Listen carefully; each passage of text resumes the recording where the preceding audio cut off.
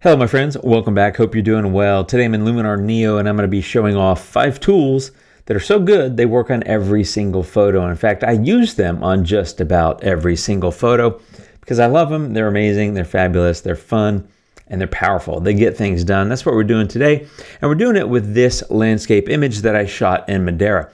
Now, if you've been in here before, you absolutely are convinced that my first tool is Develop Raw. And of course you are correct, and that is because it gives you so much power and control over the light and a million, well, maybe not a million, but lots of other things that you can adjust in a photo. On a photo like this, I am going to pull the highlights way down. I'm going to lift the shadows, get a little bit more balance. And I like to kind of start with highlights and shadows first. And then I often come back to smart contrast and make some few adjustments here.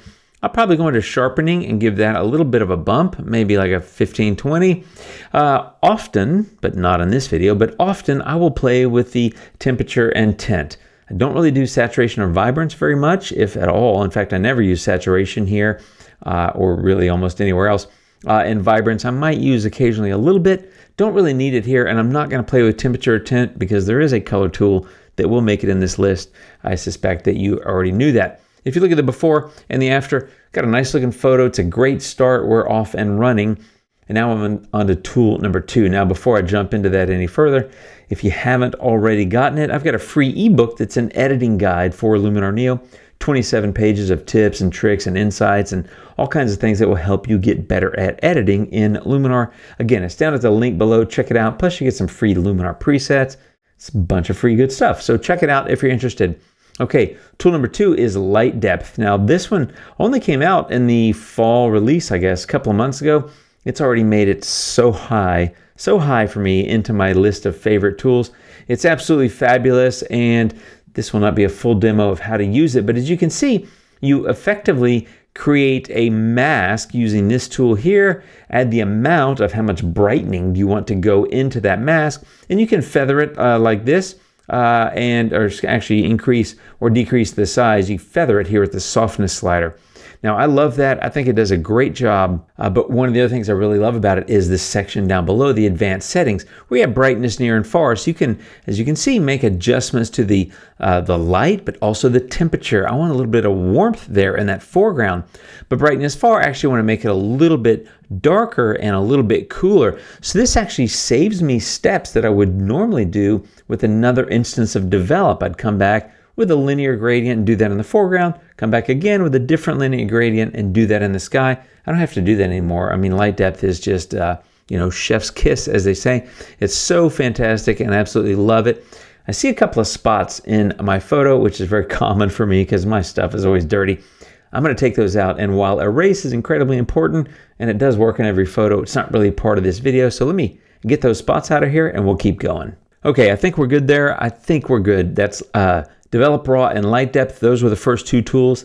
Tool number 3 now is, since I've already played with the light quite a bit, I want to play with color. I love color. I told you there's going to be a color tool, and Color Harmony is the tool. It is, honestly, it's not even close. I was going to say it's by far, which I think is true, it's by far the most powerful color tool in Luminar. It's fabulous. I love it. I use it a lot. And what I like to do is, in this case, I want to bump up the brilliance and the warmth. Brilliance is kind of like vibrance. Warmth, of course, is pretty obvious.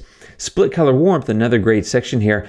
By dragging the warmth slider to the right, it makes the colors that are already warm warmer.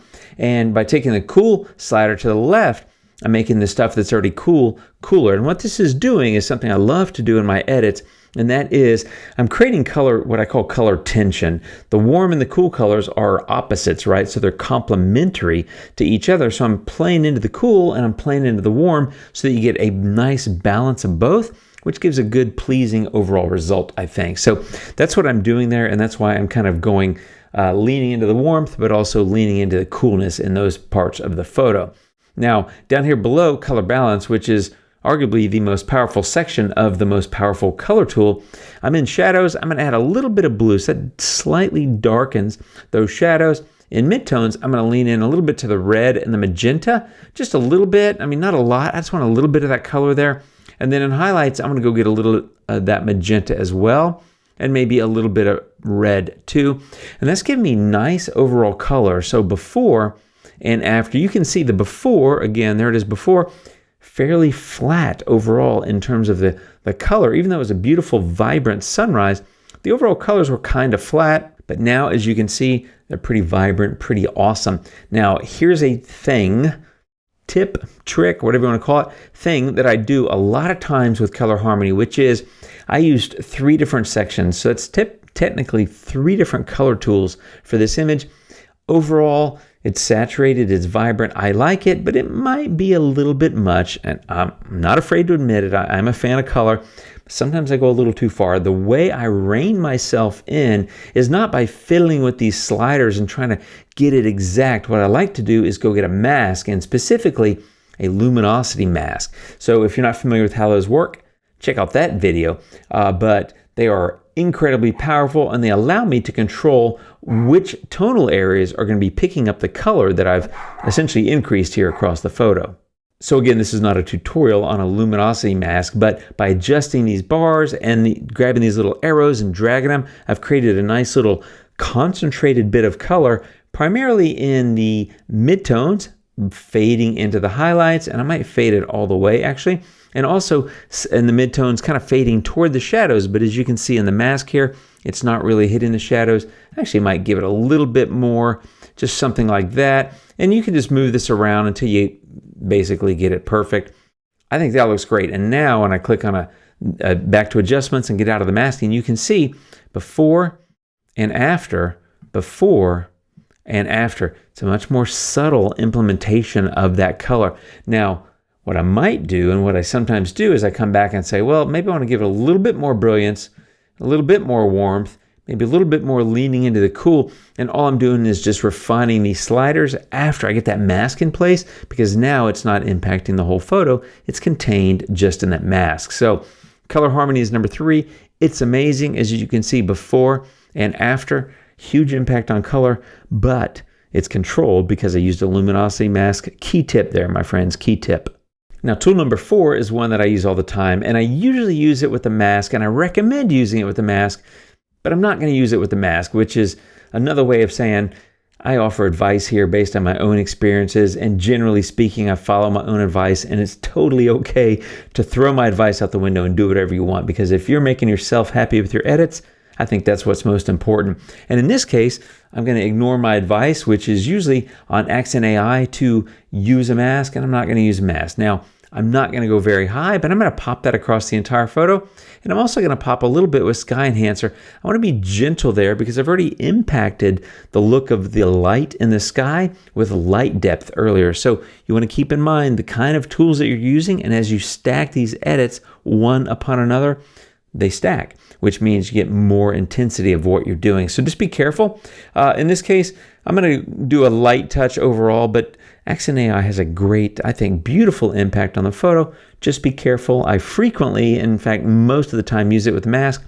Today's an exception, my friends, because why not, right? So if you take a look at it before and after, just a nice little bit of pop in the light.